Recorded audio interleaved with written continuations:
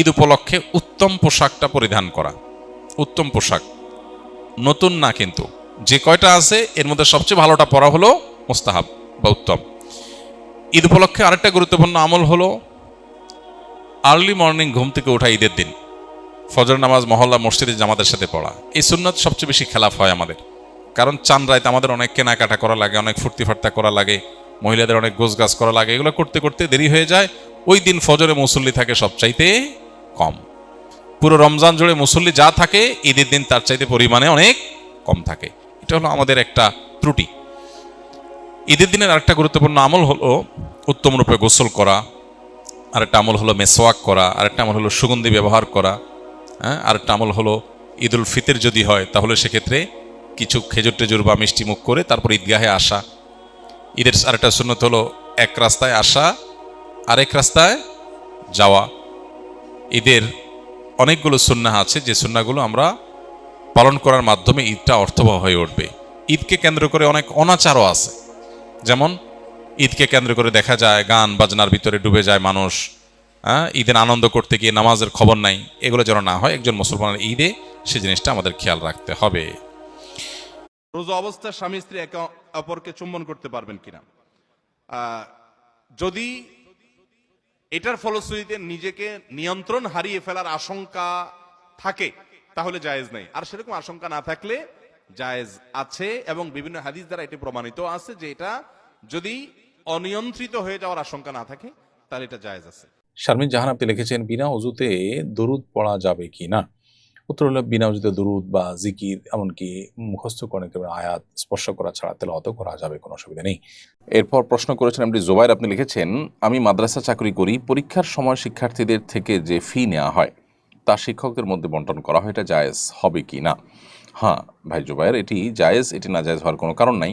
কারণ পরীক্ষা কেন্দ্রিক যে ব্যস্ততা আছে, শিক্ষকদের সেই ব্যস্ততা, অতিরিক্ত সময় খাতা দেখতে হয়, তাদের ডিউটির বাইরে তাদেরকে কাজ করতে হয়, সব মিলিয়ে এই সময়ের যে তাদের পরিশ্রম করতে হয় সেই পরিশ্রমের পারিশ্রমিক হিসাবে টাকাটা নিয়ে তাদের মধ্যে বন্টন করা হয়, এটি সম্পূর্ণ জায়েজ, এটি না জায়েজ হওয়ার কোনো কারণ থাকতে পারে না। অনেকে হজ বা ওমরা করে এসেও আবার সুদ ঘুষ দুর্নীতিতে জড়িয়ে পড়েন, ইসলামের দৃষ্টিতে এদের অবস্থান কি?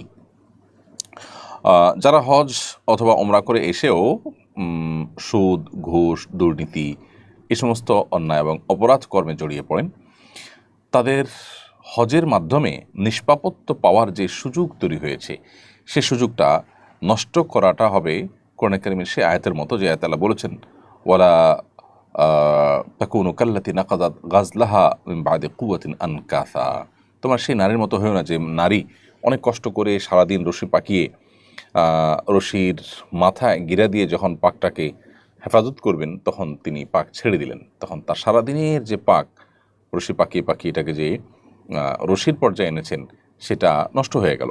তোমরা তাদের মতো হইও না। অর্থাৎ আপনি হজ করে এসেছেন, ওমরা করে এসেছেন, আল্লাহর ঘরে গিয়ে নিজে নিষ্পাপত্বের যে সুযোগ, বিশেষ করে যখন কেউ হজ যথাযথভাবে করে আসে, হজ মাবরুর করে আসে, তখন সে সদ্য ভূমিষ্ঠ আর শিশুর মতো নিষ্পাপত্য নিয়ে আসে। তো সেটা আসার পর আবার যদি অপরাধ কর্মে জড়িয়ে পড়ে মানুষ, তাহলে কেমন যেন ওই যে রশির পাক দিতে দিতে গিয়ে একেবারে মাথায় শুধু বাঁধা বাকি, ওই সময় ছেড়ে দিয়ে পাক পুরো রশিটাকে নষ্ট করার মতো হয়ে যায়। এটা খুবই দুর্ভাগ্যজনক এবং এটা আত্মঘাতী কাজ।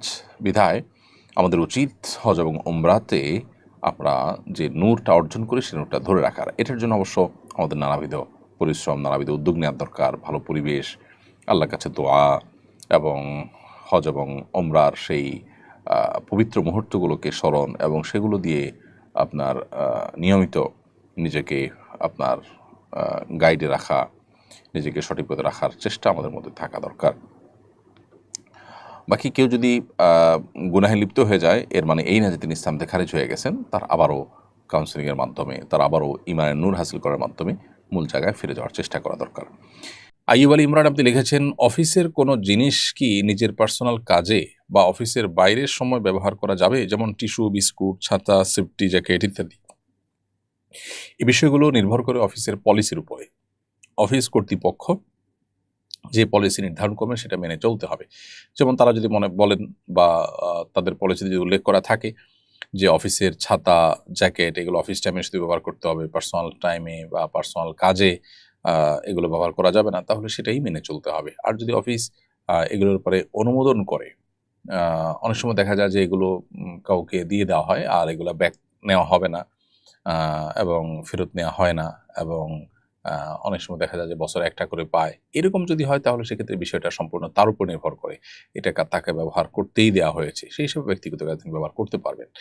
আর টিস্যু, বিস্কিট, এই জাতীয় যে জিনিসগুলো আছে, এই জিনিসগুলো অফিস টাইমের বাইরে আপনি ব্যবহার করছেন, সেটা আসলে বেশিরভাগ ক্ষেত্রেই নিজের বিবেককে জিজ্ঞাসা করলেই এর উত্তর পাওয়া যায় যে আসলে আপনি কি কাজটা সঠিক করছেন কিনা। আপনি অফিসের যে বিস্কিট বা টিস্যু সেটা নিয়ে গেলেন, নিয়ে অফিস টাইমের বাইরে আপনি বাসায় ব্যবহার করলেন, অন্য কোথাও ব্যবহার করলেন, সেটা যে খেয়ানত সেটা বোঝার জন্য কর্তৃপক্ষের পলিসির দিকে তাকাবার প্রয়োজন নেই। হ্যাঁ, আপনাকে আপনার জন্য একটা বিস্কিটের প্যাকেট বরাদ্দ আছে অন্য সবার মতো করে, আপনি আপনার প্যাকেটটা নিয়ে গেলেন, সেটা ভিন্ন বিষয়। তো এই বিষয়গুলো মূলত আমানতদারিতার প্রশ্ন। এখানে মালিক পক্ষের কোনো ক্ষতি হলে তারা ডিউটিতে আপনাকে ব্যবহারের জন্য কিছু দিয়েছেন, সেটা আপনি ডিউটিতে ব্যবহার করবেন, ডিউটির বাইরে সেটা আপনি নিয়ে যাবেন না। একান্ত আপনার জন্য বরাদ্দকৃত জিনিস সবার জন্য আছে এবং সেটা বহনযোগ্য, আপনি নিয়ে নিলেন, সেটা ভিন্ন বিষয়। মিজানুর রহমান আপনি লিখেছেন, আমি প্রবাসে থাকি কিন্তু দেশে পারিবারিক জমি নিয়ে বাবার ও ভাই বোনদের সঙ্গে বিরোধ হয়েছে। আমাকে সম্পত্তি থেকে বঞ্চিত করা হয়েছে এবং বাড়ি থেকেও বের করে দেওয়া হয়েছে। এখন ইসলামের দৃষ্টিতে আমার দায়িত্ব কি, অবস্থা কি, আমি তাদের সাথে সম্পর্ক যোগাযোগ রাখতে পারি কিনা? তারা আপনার প্রতি যে জুলুম করেছে সেটা অন্যায়, এবং সেই অন্যায়ের বিরুদ্ধে আপনি প্রতিকার পাওয়ার জন্য যে কোনো যথাযথ উদ্যোগ গ্রহণ করতে পারেন, সে অধিকার আপনাকে ইসলাম দিয়েছে। কিন্তু একই সাথে আপনি তাদের সাথে আত্মীয় হিসাবে মিনিমাম সম্পর্ক বজায় রাখার চেষ্টা আপনার করা দরকার। তারা আপনার প্রতি জুলুম করেছে দেখে আপনি তাদেরকে ছিন্ন করে থাকবেন, এমনটি করা উচিত নয়।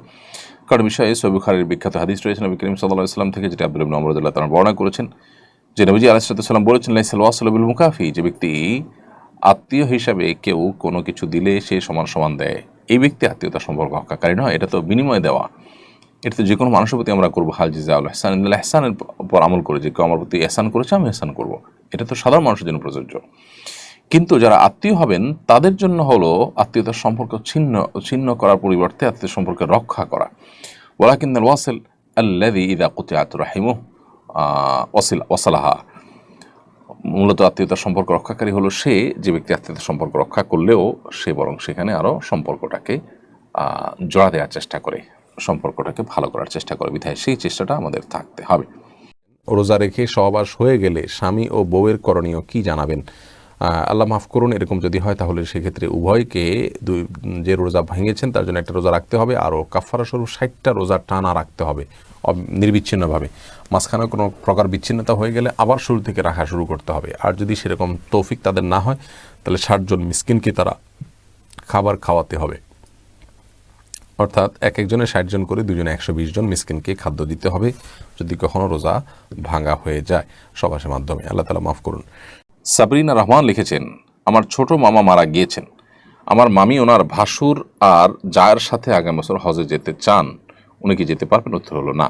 ভাসুর মাহরাম নন, অতএব কোনো মাহরাম পুরুষের সাথে তার হজে যেতে হবে, সেই জন্য তাকে সর্বোচ্চ চেষ্টা করতে হবে কোনো মাহরাম খুঁজে বের করার। যদি সেটা না পাওয়া যায় তাহলে সেক্ষেত্রে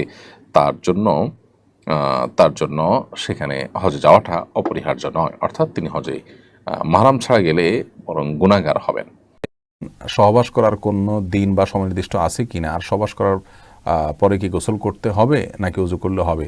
যদি তখন গোসল করার সুযোগ না থাকে তাহলে উজু করে নিলেই চলবে, কিন্তু পরবর্তী নামাজের আগে আপনাকে গোসল করতে হবে। আর জুমার দিন সহবাস করাকে সুন্নাহ বলেছেন ওলামা একরাম, বিশেষ কিছু হাদিসের কারণে। এর বাইরে আপনার যখন প্রয়োজন হবে আপনি তখনই করবেন।